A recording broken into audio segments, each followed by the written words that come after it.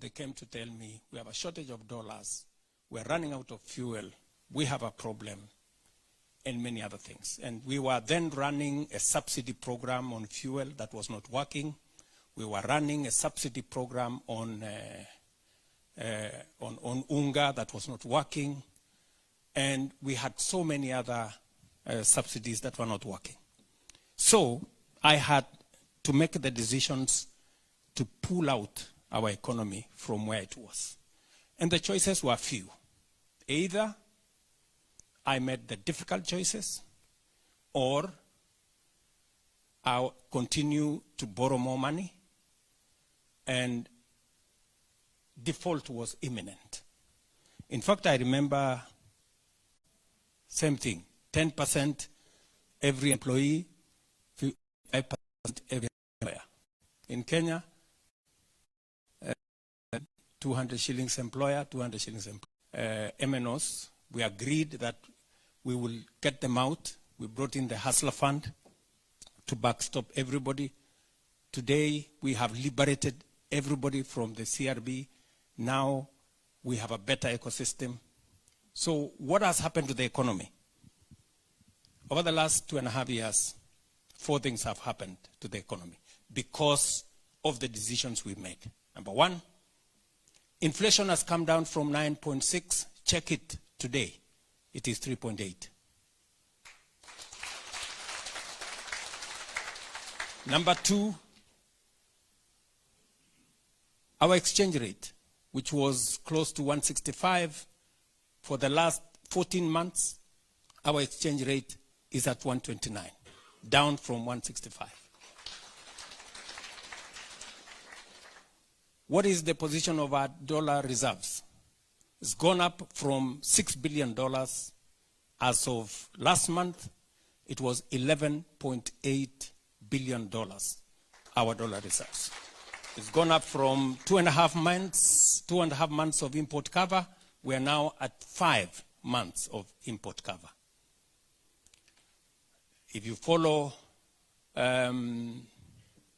world economics, IMF last month announced that Kenya has moved from being the 8th largest economy in Africa in 2022 to being the 6th largest economy in Africa this year.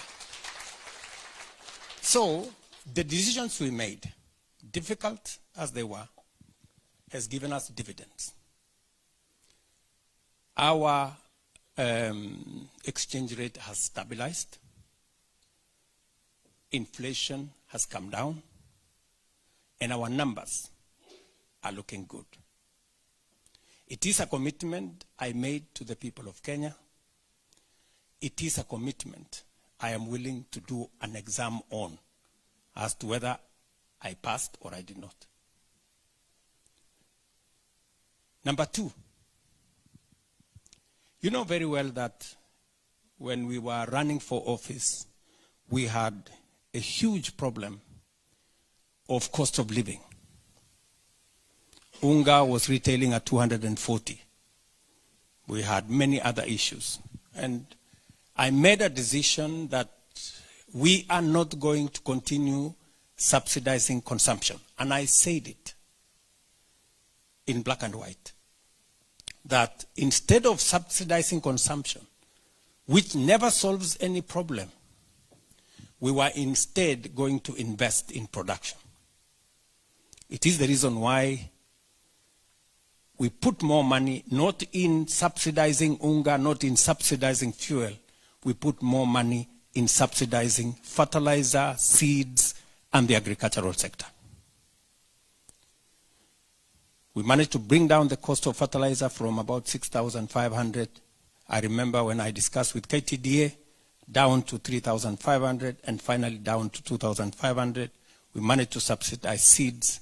We managed to work with the farmers.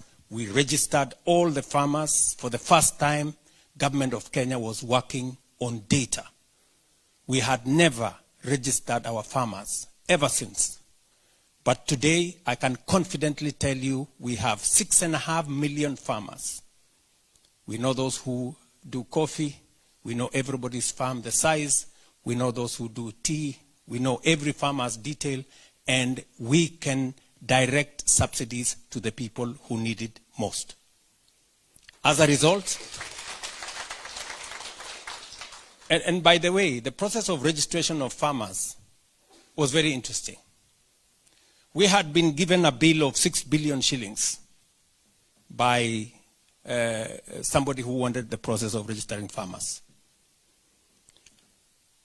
We didn't have 6 billion shillings, and I was not willing to look for it. So what did we do?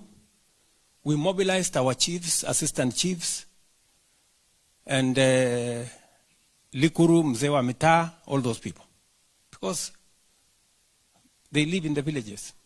Today, we have a solid database. We collected that data in 1 month for free.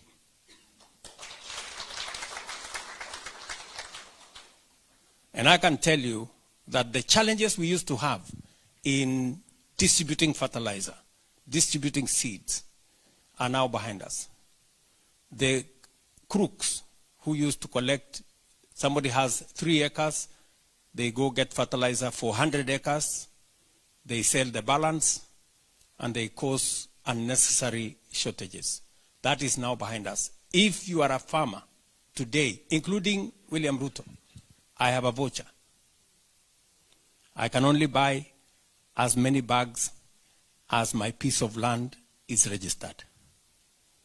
And we have gotten rid of corruption. We have eliminated theft of fertilizer. Today, we can, with sufficient accuracy, know how much fertilizer we need for our coffee, for our tea, for our sugarcane, for our maize, and all the other crops. What has happened? I committed myself that I was going to modernize agriculture, because I understood a bit of it because I have been Minister of Agriculture before. Today, I can stand here before you, and if you have parents at home, they will tell you. Our coffee is doing better. Our tea is doing better. Our maize, we've gotten more production. And we are streamlining the sugar sector, including now going to cotton, going to rice. As a result, because of the process we have gone into, modernizing agriculture, building information into it, bringing technology into the agricultural space, making the right subsidies in production, not in consumption. Last year, let me give you the statistics for last year. Our maize production has gone up by 50%. From 44 million bags last year, we harvested 64 million bags. This year, we are targeting 75 million bags. The people who used to carry sufurias in the streets, led by Mbadi here,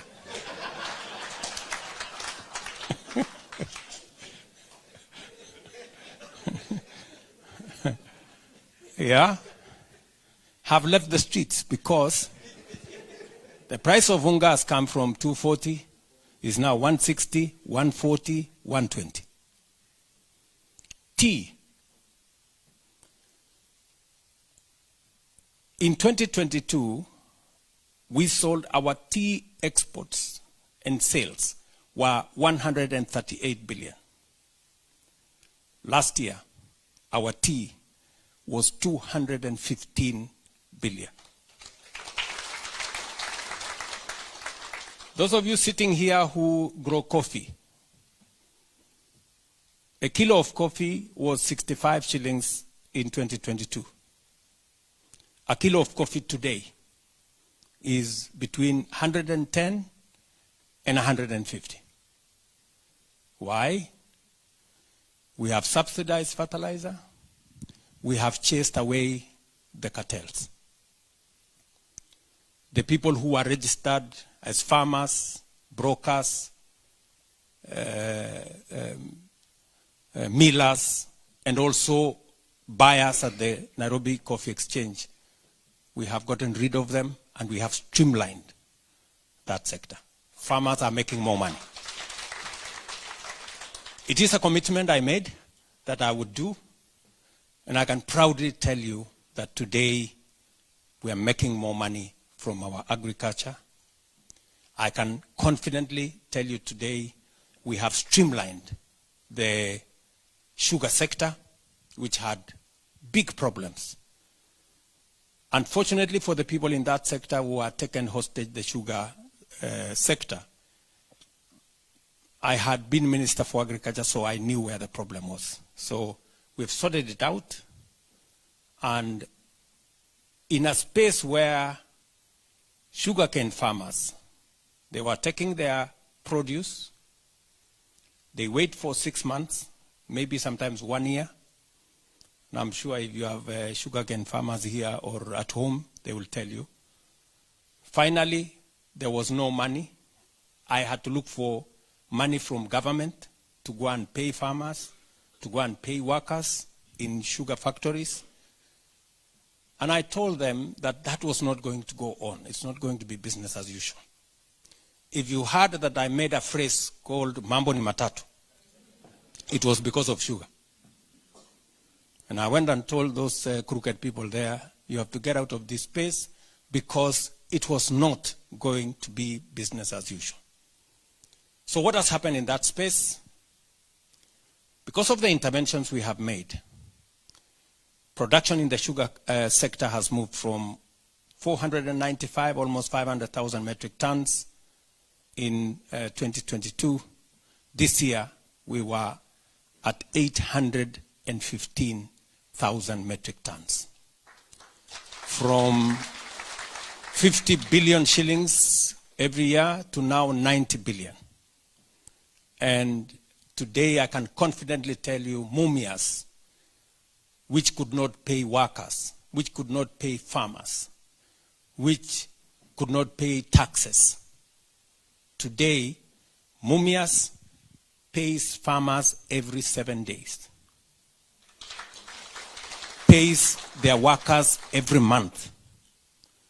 This year in January, we went to pay dividends to sugarcane farmers for the first time in the history of Kenya. I am not talking about what's going to happen. I am talking about what happened. And end of this year, by God's grace, because now we have brought the private sector using the Mumias experience into Nzoia, Chemelil, Muhoroni, and Soni. We will be doing the same end of this year. We will be paying dividends in our farming factories. So, and my promise to you is that in the next 4 years, 3 to 4 years, Kenya will be a net exporter of sugar. We have already licensed another 4 new factories. Farmers have grown sugar on an extra 200,000 acres of land in Kenya because they can now see a future to that enterprise. And so we're transforming the agricultural sector. And to be able to achieve that, I tell you, we've had a fight, big fight, you know. The cartels in the sugar sector did not want it to happen. They organized demonstrations, they intimidated leaders, and they did all manner of things, but I stood my ground, and I said, this is a job I have to do, and whatever it takes, I must do it. So what has happened in that space? We have now a much more predictable space. Sorry, gentlemen. There is a, I think you can leave it. Thank you. Sorry about that. Okay, so What I can tell you is that because of the interventions we have done in the agricultural sector, and we are still miles away, we have now started interventions in the rice sector because we are still importing 70% of our rice. We shouldn't be. We're working on cotton. We're working on other value chains. And so that will eventually help us in two ways. Number one, we will substantially reduce the cost of living, because a huge portion of the expenditure of citizens is expenditure on food. It goes all the way to 55%. If you reduce that, then you substantially reduce the cost of living.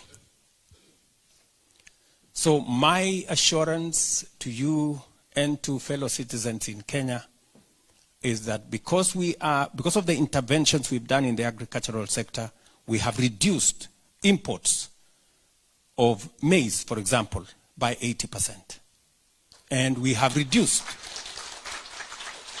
imports of sugar by 70%. Let me tell you this. We have been spending 500 billion Kenya shillings every year to import food, to import edible oil, to import sugar, maize, wheat, rice, 500 billion shillings every year. It is my intention, at least this year, I have reduced from 500 billion to 280 billion. I've cut off 220 billion. My intention is to cut it down to zero. And we can do it in 3 to 5 years. And it is the reason why, it is not by miracle, it is the reason why we have more money in our foreign exchange. The reason why our foreign exchange has grown from $6 billion to 11.8 is because we are using less of our money to import food which we can grow locally. Are we together? Yes. It doesn't require any magic, doesn't require any rocket science. It just requires making the right decisions. Let me take you to the third issue that was of importance to me, because it is a commitment to the people of Kenya that I made, and it is the subject of education. We all know here that education is the equalizer that makes all of us equal, all children equal. We had a problem with the CBC. I remember when we were in the campaign trail, many people said we should abolish CBC, because parents did not know what was going to happen. They didn't know where junior school was going to be. It was not clear.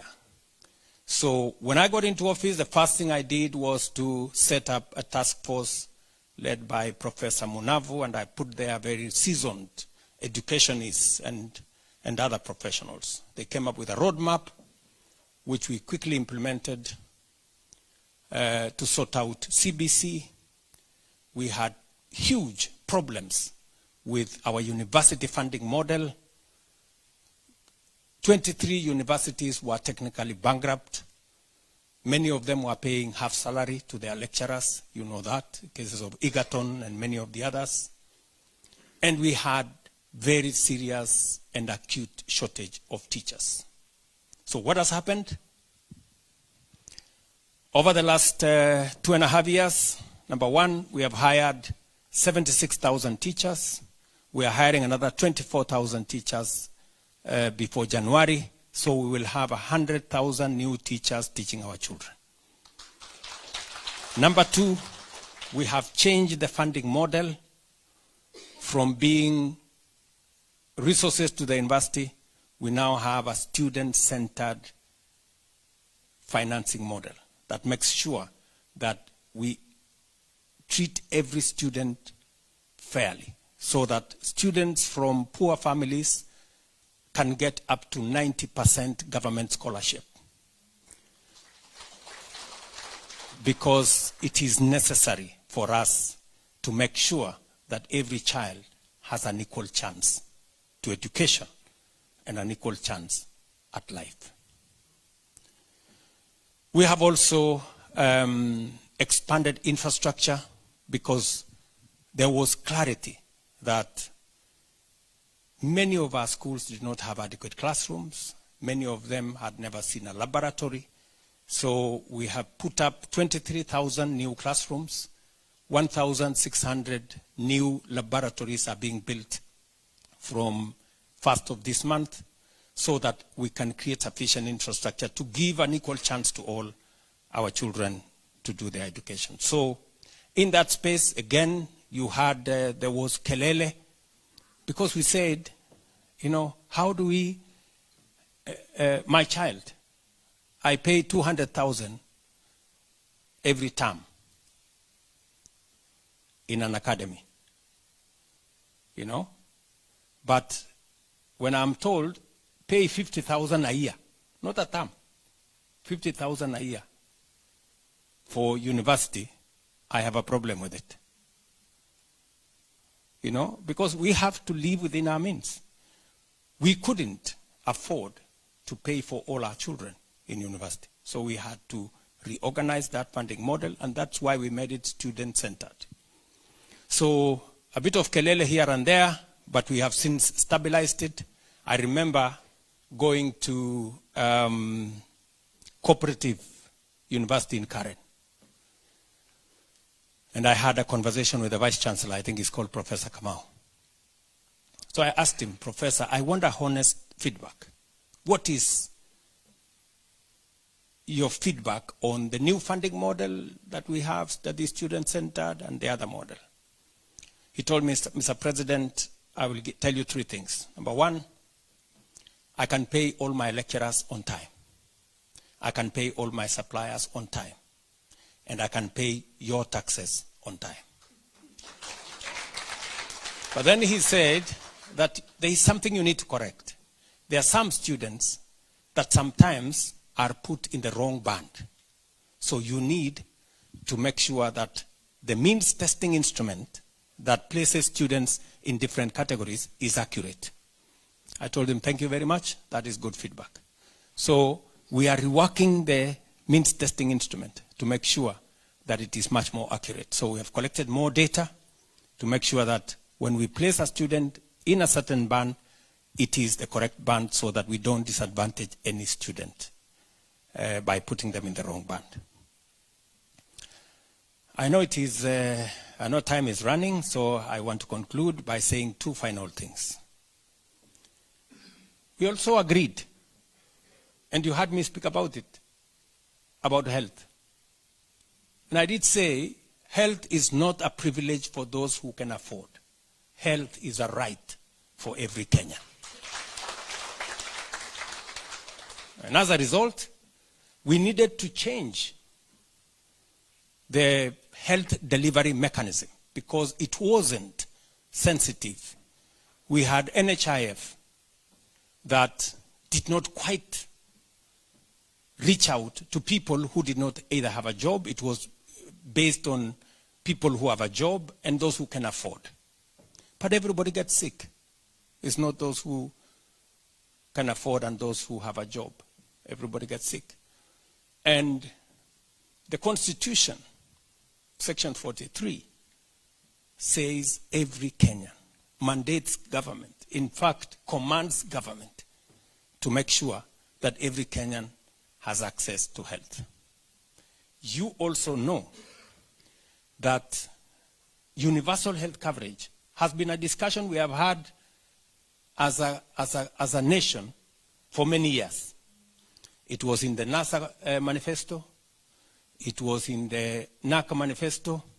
It was in the Jubilee manifesto. In fact, one of our big 4 in Jubilee was universal health coverage. In this election, it was in the Kenya Kwanza manifesto. It was in the Azimio manifesto. And somebody had to do something about it. And we've had too many false starts. Professor Anyang' Nyong'o tried it, it didn't work. You remember Ngilu tried it, it didn't work. You remember we tried it as a Jubilee, it failed. This time round I said, it cannot fail. Because I have had sufficient experience to be able to deal with this thing. So we put together our universal health coverage plan. I can now tell you with a lot of confidence, all right, that we have a health insurance scheme that leaves no Kenyan behind. I can tell you that. And I want you to try it, right? I want you to try it. Because in the old NHIF, in fact, it was destined to collapse because we had accumulated debts of 30 billion shillings, and it was growing by $1.5 billion every year. It wasn't reducing. So it was destined to crash at some point. So what did I do? We changed the law. We had to start from zero because we had tried to operate with the law the way it was. It failed once, it failed twice, it failed 3 times. It was clear to me that we had something that was fundamentally wrong. So we worked on a new bunch of laws. We replaced the NHIF Act with 5 pieces of legislation. Thankfully, Parliament passed the laws. We changed the contribution structure because, let me tell you, you know very well that the least you could pay under NHIF was 500 shillings. The small people, Mama Mboga, Boda Boda, they paid 500 shillings. William Ruto, the president of Kenya, paid 1,700. How much? 1,700. So a person earning 1 million is paying 1,700. What percentage of his earning is that? 0.01%. Are we together? Mama Mboga, whose income is 5,000 shillings a month, is paying 500. What percentage is that? 10%. So the poor people are paying 10%. The rich guys are paying 0.001%. Is there an element of fairness there? Even if you calculate it using what language? So we said, let's change the contribution structure. Let us make it uniform. Let us make it equitable. Today, the law demands that each and every one of us, from Mama Mboga to the president, pays 2.75% of their income to SHA for health insurance. The small people have come down from 10% to 2.75%. The big guys like myself and you guys seated here have come from down. We are now, all of us, at 2.75%. That's how I became Sakayo. Yeah? Because we wanted a fair. How will you argue? How will you argue with that? You know? So what has happened? I'm paying more. I think I pay now 50,000 a month from 1,700. Mama Mboga has come down from 500 to 300. Are we together? We're raising more money. We're actually raising 3 times more money than we were raising in NHIF. Are we together? And today, it is possible for Mama Mboga, who never imagined that they would go for surgery and they would not have to sell their land or their livestock to pay, that SHA today pays for citizens equally. And you will hear many stories of what SHA is doing. As I talk to you on a daily basis, people in the informal sector who never participated in NHIF, they are registering, 50,000 people are registering every day on SHA. We had 7 million people. Do you know how many people we have today on the platform? 24 million. How many? 24 million. That is how transformative it is. So, and by the way, people are registering voluntarily. Today, if you ask somebody to go to come and do a fundraising for you because you have a health bill, the first question they ask you, are you registered in SHA?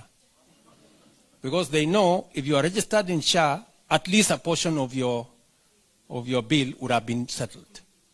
And if you are not, they will tell you, instead of us doing the Harambee, let me register you in SHA, wende upambane na mambo mbele. So, I can tell you it's not perfect. It's not 100% there. But I can tell you we are on course. And I am determined and I'm clear that it's going to work. Because we have applied our mind to it. It took us almost a year to put together the legislation that now underpins our health insurance delivery. And my commitment is that to give every Kenyan a chance. If you want to try, *147#. I think that's a correct, somebody correct me if it is wrong. Correct? *147#. You will land on the SHA platform. You can register yourself there. They will take you to a place where they will assess you. And my commitment was let everybody pay pro rata on their income. The indigents, the people who cannot afford to pay, there will be about 1 million, 1.5 million, maybe 2 million, maybe 3, will be paid for by the government of Kenya. That is how we are going to make it universal. Are we together? That was my commitment on health, and I am very proud that we are all now moving in the right direction. The numbers speak for themselves. I get a report every evening because it is something that is so dear to me, and I see the numbers every day, and we keep correcting. We have closed down 1,000 fake hospitals. 1,000. And we are closing a few in the next coming days. Because there are still those who want to change. For example, somebody has gone there for an outpatient. They want to change it to be an inpatient so that they can claim more money. Those ones, we are going to shut them down. And we're going to make sure that the program is clean. What have we done? We deploy technology. Today, there are no exercise books. Whenever you went to hospital, you would carry a small slip, then the doctor writes something there, and then you go to the next place, and then we stop that. Now we have moved to a digital platform. Admissions are digital. Discharge is digital. Claims are digital. And we can track. That is why it is easy for us to discover who is doing what game. Just for you to understand the numbers, in the last 8 months, we have paid for treatment of 4.9 million Kenyans under SHA, and we have paid 53 billion Kenya shillings. By the end of the year, we will have paid something in the order of between 75 or 80 billion Kenya shillings for treatment. NHIF used to pay between 20 and 25 billion shillings every year. SHA is going to be paying 3 times because we have brought more people into the equation. It is no longer a preserve for those who can afford. It is now a right for every Kenyan. And that is my plan. Are we together? Finally, we all understand that we have a challenge of unemployment. And we have to do something about it. And jobs must be deliberate. You must have deliberate government policy on how to create jobs. Jobs will not happen. They have to be created deliberately. And that is why my good friend here, Hinga, was showing you the numbers. So our program of housing, again, you people know here, housing was a standard manifesto item in all political parties. Every party said, oh, we are going to do housing. This one said, we are going to do housing. Even as in Jubilee, among the big four, one of them was housing. In fact, just so that you know, housing was our plan in 2017. So we went to the campaign, we talked about housing, we said, oh, we are going to do this thing. And we actually went out of our way. So when we won the election, my good friend Uhuru Kenyatta, my boss, then told me, look, this housing, I have a very good person who I know. I met him in South Africa. Okay, we must look for him. I told him, Mr. President, please, let's look for him. We looked for the fellow, we found him. He's called Charles Hinga, this man here.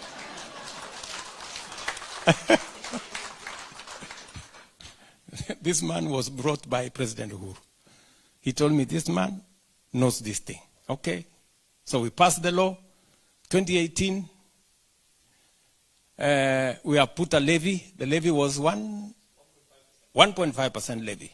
Okay, so we signed, Uhuru signs the law into, the bill into law, and the kelele starts. You know, kelele everywhere, you know. So my good friend Uhuru called me and said, William, I thought you have a house. I told him, I have a house. Okay. Okay. So this noise people are making around here, you know, if these people don't want these houses, let's forget about it. You know, we're not going to be building houses for ourselves. That's how the housing thing died. So the next celebration, he went and announced this housing thing is now voluntary. So nothing happened. So by God's grace, you know, Hinga did not leave. So I hung around, bahati mzuri nikakuwa rais. Bas. Na iko ile tumeweka kwa manifesto, I spoke about it everywhere. This housing thing. In every political meeting. So when we now reinstated the law, the members of parliament came to see me and said, oh, you know, this thing is so unpopular. We cannot do this thing. No, we cannot. So I asked them, friends, were we together in the campaign trail? Yes. Did we promise housing? Yes. How did you expect it to be done? Do you have a different plan of delivering this thing? No. So let's do the levy. We did the levy. And for your information, the levy in our manifesto in Kenya Kwanza did not even have a percentage. The levy that had a percentage was in the Azimio manifesto. The one Kinambadi and these other people. And Olekina there. Yeah? Was 1.5%. Sasa, these are the people now who call me Zakayo. Oh, unajua sasa huyu Zakayo amelete tax. Sijui nini. But, good people, it is not possible for us to borrow money to do housing. This is the instrument, and this is what other countries have done. Today, housing is transforming the landscape of Kenya. Believe you me, if you see what is happening to our towns, go to Mandera, go to Wajir, go to Mombasa, Kitui, Machakos, Nairobi, anywhere, Nakuru, Eldoret, Nanyuki, Kakamega, Homa Bay, Migori, everywhere. The largest housing estate today in every town in Kenya is our housing program. The landscape, the skyline of many towns is changing. And for your information, this is just 1.5 years. Tell me what's going to happen in 5 years, in 10 years, in 20 years. Kenya is going to change fundamentally when we are here. For those of you living here, you will come home and you will be looking for the compass to find your way around. Are we together? And not just that, you've heard from Hinga. Apart from that, we have big dividends. We have 300,000 people now, actual people working. We have architects, quantity surveyors, engineers, plumbers, artisans, electricians, carpenters, masons, name them, working. People who have gone to school, people who have certificates, people who have come from college, they are finally finding a place to do some formal work. Not just that, we have now whole construction industries developing to do doors, to do windows, to do hinges. And we are moving on now to tiles. Shortly we will be doing lifts. We already agreed that we work on companies that will now come and set up shop in Kenya to do lifts, and on and on. So a whole construction industry is developing in Kenya. We have a pipeline of 700,000 houses. You've seen the numbers here. And we are going to not only create jobs, not only create industries, but we are also going to have to get rid of the 7 million Kenyans who today live in slums. And we are going to have, better living conditions, places of dignity. Sometimes, you find some arguments. Oh, who told this man that we needed houses? I get those kind of things many times. But you see, ask yourself, somebody who shares a toilet with 5 other families, one that you have to pay to use, people who have, there is no road, electricity much more expensive, water is much more expensive, living in Kenya. For those of us who live in houses that have 2, 3, 4, 5 toilets, you take them for granted. There are people who don't have a toilet. In fact, many of the people that we've given social houses in Mukuru, the best thing they celebrate is not the house. It is the fact that they have a toilet of their own. I mean, look at that. Look at that. That's how serious it is. And that is how so much of indignity that sometimes people live in, which we take for granted. And that is why we ask silly questions. Who told you we needed houses? At least for once. You should appreciate that there are people who need them more than you think. So I was talking to you about jobs. There we are creating jobs.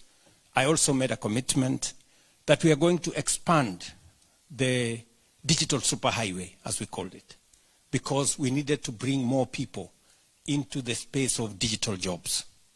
As you are aware, Kenya has the best human capital anywhere in the world. We speak the best English. I say we are only second to the British. Yes.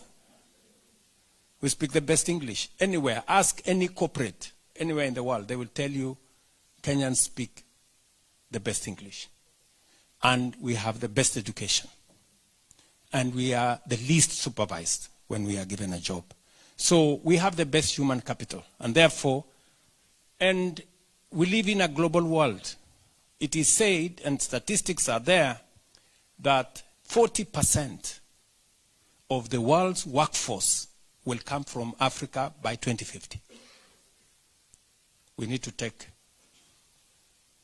the front, we need to step forward early. Are we together? And that is why Rosalind is here. The reason I asked this girl, my PS, and you guys asked me that you needed a diaspora ministry.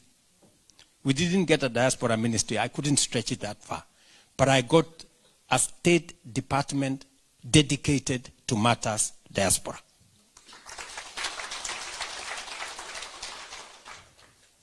And today we have streamlined, with the assistance of the State Department of Diaspora, working with the Ministry of Labor, we have streamlined, apart from the jobs we are creating in our housing and other public sector infrastructure, we have now identified labor mobility, that Kenyans, being a strong workforce, we can work anywhere in the world.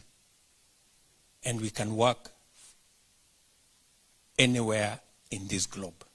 And that is why we have straightened, we've made it much more clear. We have eliminated characters who are taking advantage of Kenyans. There was a lot of fraud. We had 1,600 registered, those agencies, they're called what? Yes, private recruitment agencies. We had 1,600 of them. Many of them were crooks. We deregistered almost 900 of them because they had one problem or another. We demanded that any job placement must be put on the portal. We now have a portal so that we can make sure that we can track any Kenyan who is going to work outside Kenya. We must know where they are going, which company is employing them, how much are they being paid, what kind of job are they doing, and how do we get them to come home when it is necessary. And that's the job Rosalind has. Because we have streamlined that whole space, we now have a good record of Kenyans working abroad.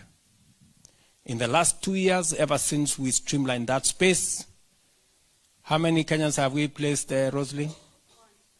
400,000 Kenyans.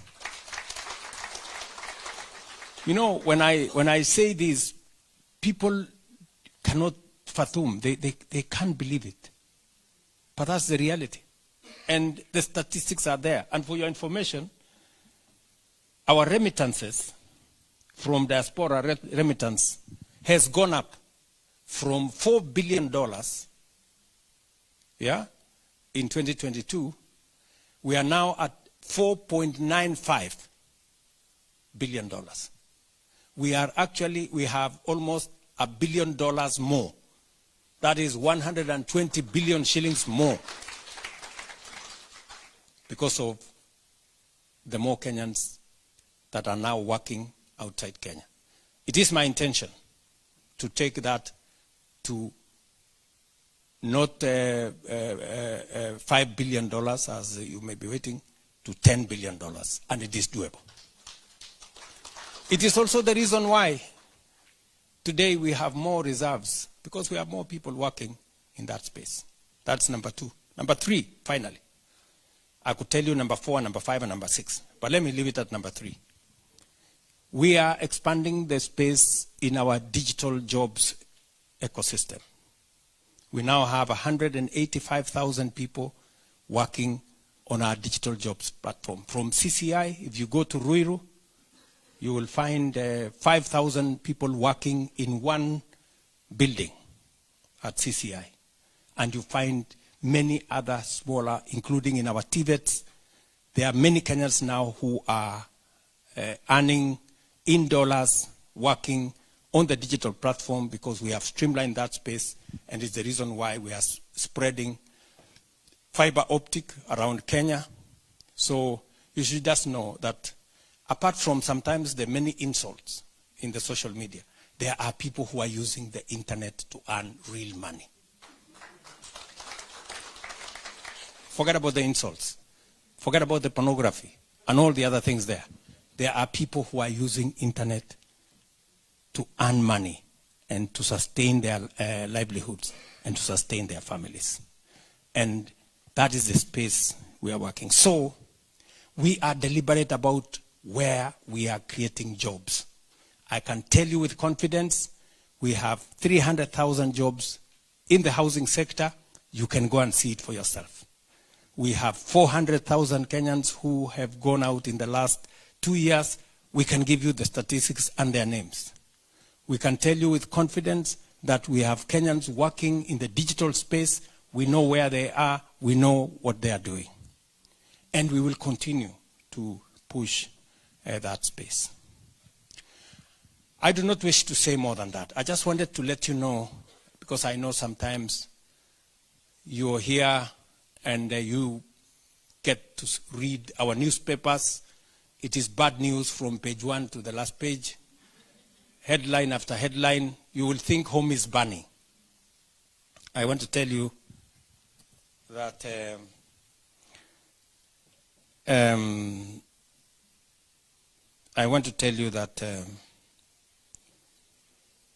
somebody's telling me some information here. You will come and tell them. I don't know. You will come and tell them. So this is what it is. So my ask of you is, we have a country to look after. I did promise that I will lead from the front. I want to tell you, I will lead from the front. Yes. Because I have a job to do. I told you, it's not always that you get an opportunity to be president. And it is my responsibility to make a difference. Tough as the choices are, difficult as the decisions are, I will make those decisions so that we can move the country forward. Because if I don't, we will mark time. I mean, for me, many people tell me, oh, you should not have made too many difficult decisions in your first term. You should have waited so that you can do them in your second term. My friends, if I can do it in 5 years, why do I need to wait for 10 years? Let me do it. Are we together? Yes. Because these decisions we've always postponed. We have to make them. Somebody has to make these decisions. I have decided that I am the person to make these decisions for Kenya so that we can change our country. So that we can change our country. Are we together? So that we can change our country. I could choose to be popular, to make convenient decisions, but that's not me. Let me make the decisions that will change Kenya, and I am very proud that we are moving the country forward. So with those many remarks, let me stop there and to give an opportunity to you to ask me maybe 1 or 2 or 3 or 4 questions, and then I will answer, and then we'll call it a day. I know it's been a long day for me, but also I'm sure for you. Asanteni. Manufacturing, decarbonizing our products. And we are at a very good advantage in Kenya, because even if we process our goods and services, we can be the destination for green energy. And with green energy, you end up with green products. So I agree with you, and Lee should be able to pick up what you have said with him. There is a gentleman there in a green tie. Oh, whatever. Thank you, Mr. President. My name is Dr. Isaiah Oino, the chairman of Stock UK Diaspora Circle, one of the leading diaspora circle that we have. I think you have stipulated, or you've given an account of what the government is currently doing, mostly in agriculture. But my question is in terms of corporations. What sort of incentives are you giving for especially companies that are indigenous in Kenya, and also in terms of the investors like us who come into Kenya? What sort of incentives, tax incentives, are you giving us? Thank you. Thank you very much. Very good question. In the finance bill, again, that I signed a couple of days ago, we have expanded that space. Just in this trip, when I came here, we have signed 5 companies that are moving their headquarters to Kenya. Lloyd's of London, this afternoon, signed to open an office in Nairobi International Financial Center. The Africa office, for that matter. When I was in Spain 2 days ago, European Bank for Reconstruction and Development is opening their headquarters in Nairobi. Their, again, Africa headquarters in Nairobi. Bupa, Health International, today also signed, was it today? Yesterday, also signed to open their regional headquarters in Nairobi. Africa Finance Corporation, a huge continental corporation, is also opening their office in Nairobi. Africa's specialty risk, also is opening their headquarters in Nairobi. 3 months ago, Teleperformance, the largest BPO company in the world, opened its headquarters at 2 Rivers in Nairobi. And I can count for you more companies and more companies and more companies. To tell you in simple language, Nairobi is becoming the financial hub of our continent. But if you read Standard newspaper, they will tell you companies are closing in Nairobi. And they will not tell you which ones. So I just want to tell you that there are real companies, serious companies who assess Kenya for who we are. Let me give you one interesting piece of information. When I spoke to the president of the European Bank of Reconstruction and Development, I asked her. No, she actually volunteered. She said, by the way, there were 6 countries that were candidates for them to open the Africa Regional Office. There were 6 of them. Nigeria, I don't know, she said which country, there were 6. But she said these countries were assessed and Kenya came on top. So I was curious. So I asked her, what were the reasons behind this? She said 3 things.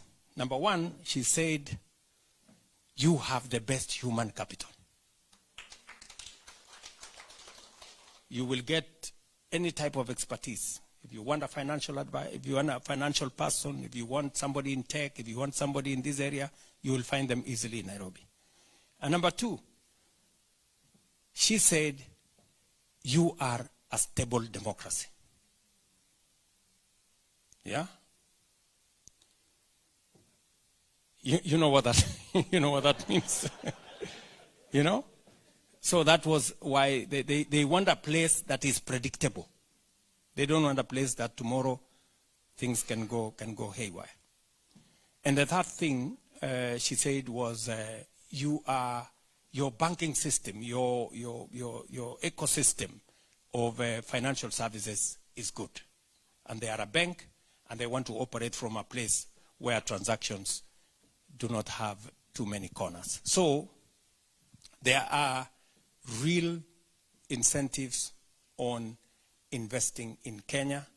And I think I have a good gentleman from Treasury who can take you through so that you can also help us persuade other people with empirical evidence that Kenya is a good destination to invest. Can we have 2 more? You have a gentleman there who is getting impatient, this gentleman. And then we have a lady here, and then we will have my sister here.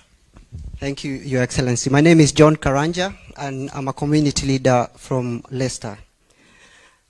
One thing I would like to thank you personally is for the State Department of Diaspora that you started. We have seen changes, and I'm sure they have shown you case studies for it. But I would like to request you to extend it, and especially in this country, because there's one community that we have forgotten, and that's the Kenyan Asian community. Now, hawajanituma, it's just by my observation. They are very rich in business acumen, medicine, all the fields that you may think of. Hakuna kitu mbaya kama kutoa passport imeandikwa na kalamu. And those are the passports that they hold. And they're still Kenyans. They will do better in terms of our support and the diaspora community as well. Secondly, I've got one question, and it's not directly to you, but to our politicians, and in general, from both sides of the equation. Why do you put Kenya in perpetual campaign mode? This is why we don't get to hear the good news that we've had today, the good things that are being done today, because we are forever in campaign mode. Thank you.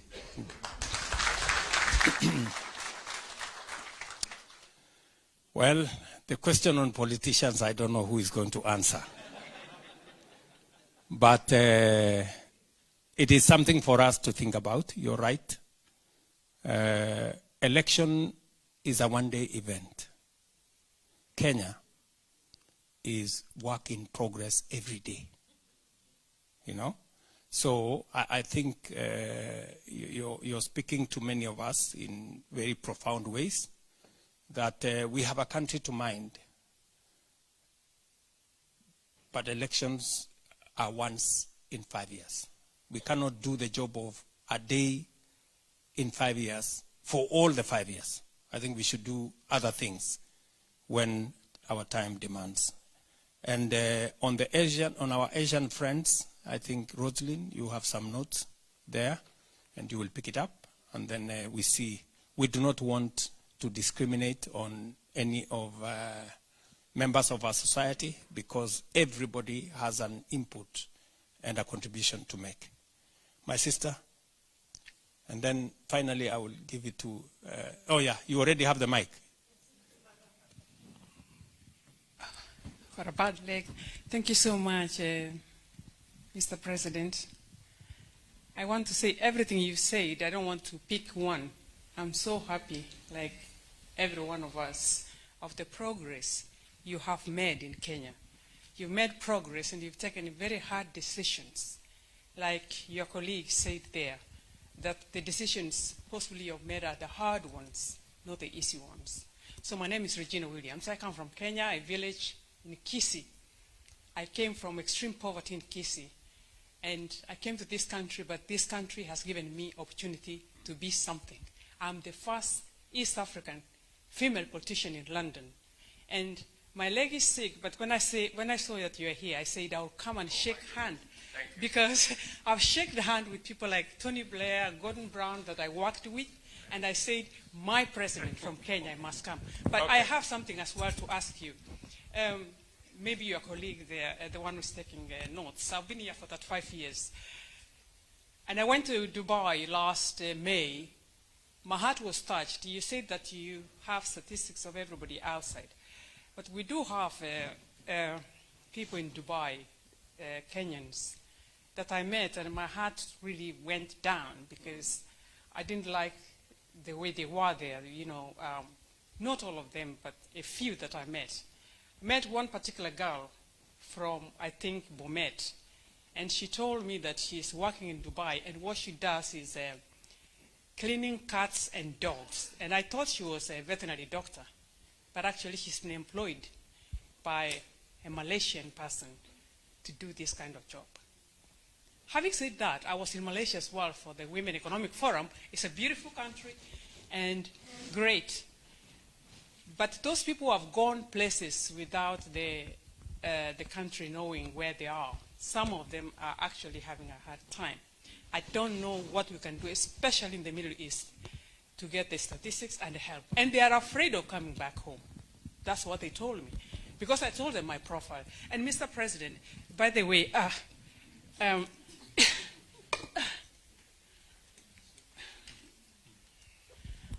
this book, this is your present today. You'll go with it to Nairobi because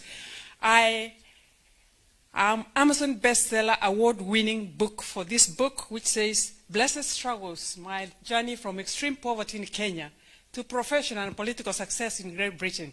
It was number 3 in the category of British autobiographies. So this is yours. Please, I hope it will land in your eyes. Thank you. I want to shake your hand. Thank you, my dear. We'll do that shortly. So another thing is about this NHIF. You know we are here. And the people at home, they're saying, we need money for medical. What is happening to make sure that everybody in Kenya registers to this new system, the health system? Thank you. Thank you very much, my dear. On the desperate situation you have explained to us in the Middle East, it is those kind of situations that we want to avoid.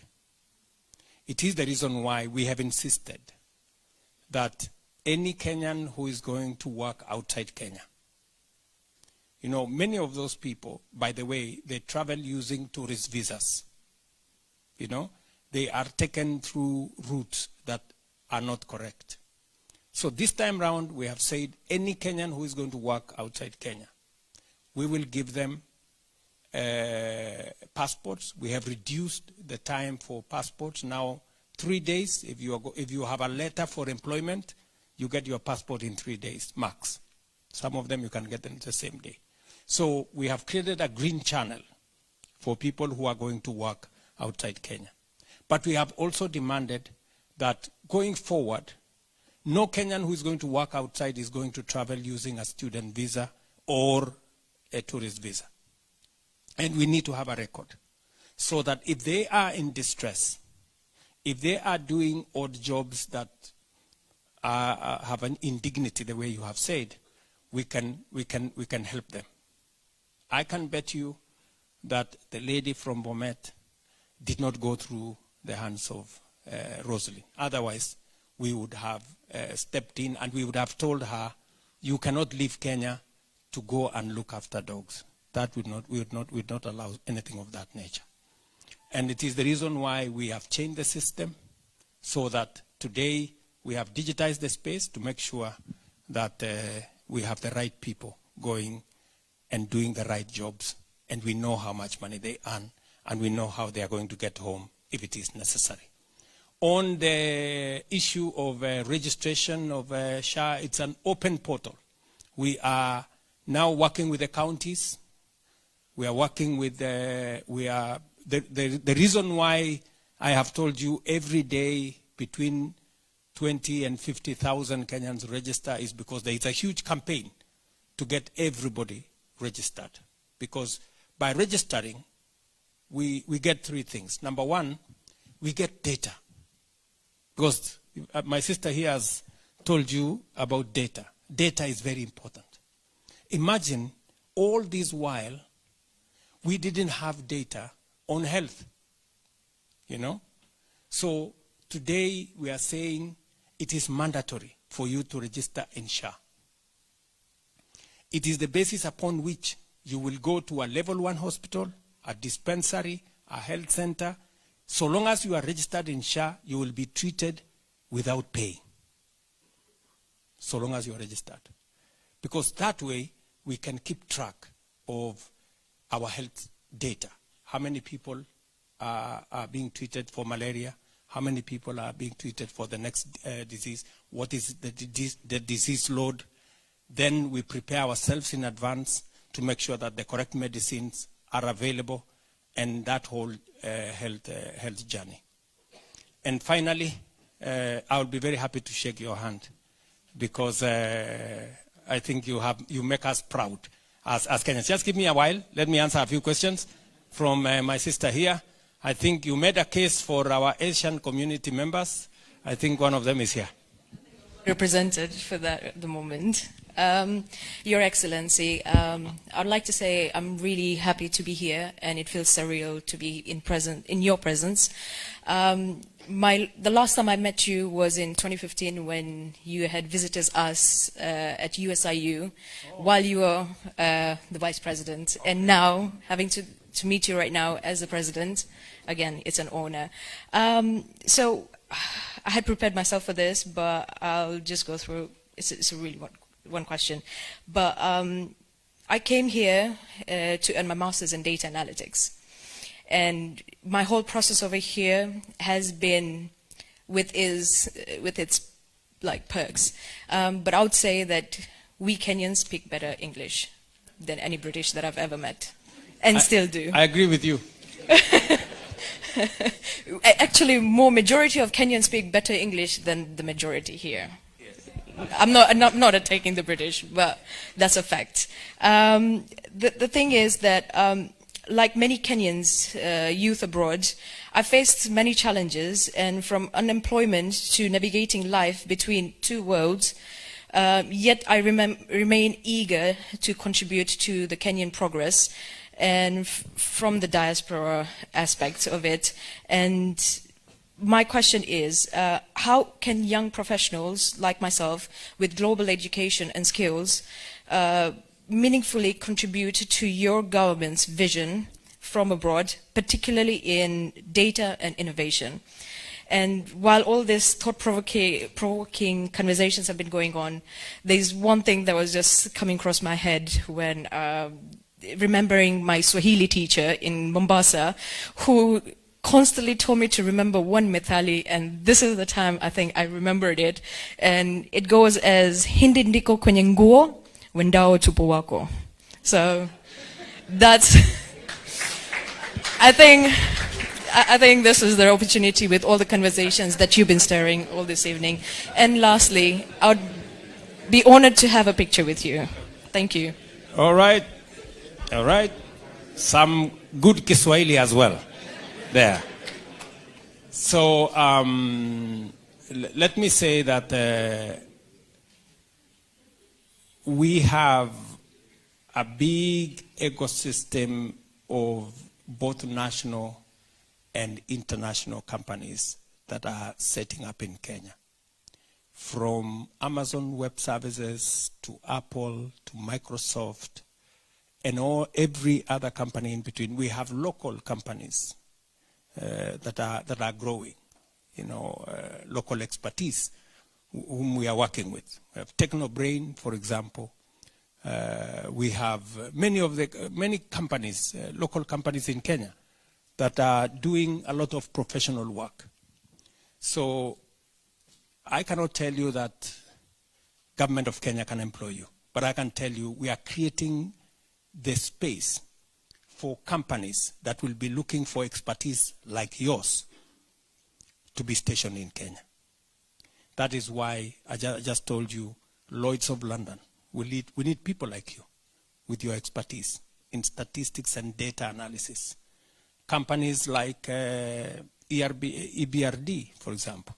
Companies like the ones we have asked to come on board in Kenya. Insurance companies like the Africa Finance Corporation and many others who are in that space. So you can meaningfully contribute to the progress of our nation by coming to be part of the professionals that are making Kenya work. You just heard that one of the companies, the reason why they decided to set up shop in Kenya is because they can find professionals like you. So when you are in Kenya, that is what makes us a destination of choice by serious international companies. So allow me to stop here for now, because Rosalind, you can, because I think I have overshot my runway, and we can do the meet and greet. Can we... Thank you.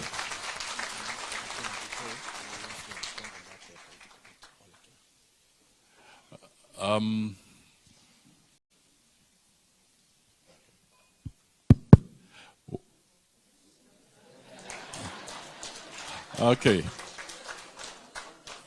All right. Just, Your Excellency, when I came here, I got carried away and I forgot one fundamental issue. If our ministers can stand up, it would be good. The Honorable Mbandi is here, Minister for Treasury, National Treasury, he is Minister for Finance.